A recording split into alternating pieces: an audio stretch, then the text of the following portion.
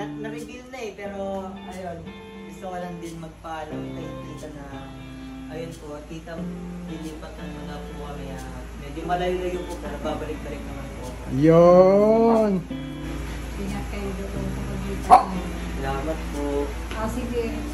Mag-usap kayong dalawa. Ako. Akyat ako sa taas ha. May gagawan kasi ako eh. Magtitikla pa ako ng mga Sige po tita, thank you po. Hi guys, again it's me, Phyllis TV. So konting pa-update muna tayo ngayon. Ares, nagpaalam na sa family ni AJ at kay AJ. Pero bago natin pag-usapan guys, huwag niyo munang kalimutang i-subscribe at i-hit ang notification bell button para updated kayo sa aking mga upload.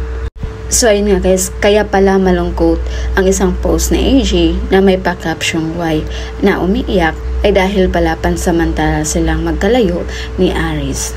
Ayon pa dito kay Ares, lilipat sila ng tirahan kaya pansamantala munang LDR sila ni AJ.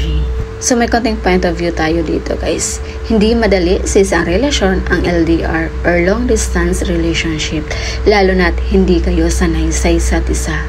Marami kang dapat isaalang-alang. Una na doon yung trust nyo sa isa't isa.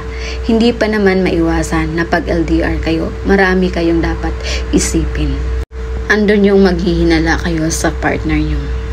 Kaya sana malampasan ni na AJ at Ares ang kanilang LDR na relasyon, lalo na't may issue na kay Ares na minsan na itong nagloko.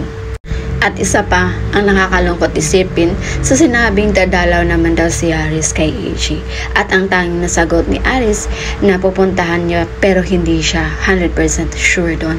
Idaan na lang daw sa gawa at hindi daw sa pagsasalita. Kaya yung mga nagmamahal kina Ares at AJ nagbigay ng payo sa kanila na laging magdasal at laging may tiwala sa isa't isa at huwag silang mawalan ng communication sa isa't isa para manatili yung pagmamahalan. Ring! Hindi, yun nga, sinadya ko lang talaga ikaw dito na ayun. Yun nga, lilipat na kami kaya gusto ko lang din magpaalam sa'yo. basta babalik ka. Pumunta ka dito. Siyempre naman babalik ako, ikaw pa ba? Yun! Kaya, Hindi ka naman kinikilig nun. Hindi mo? ayun, bye-bye. Bye. See you soon. Yeah!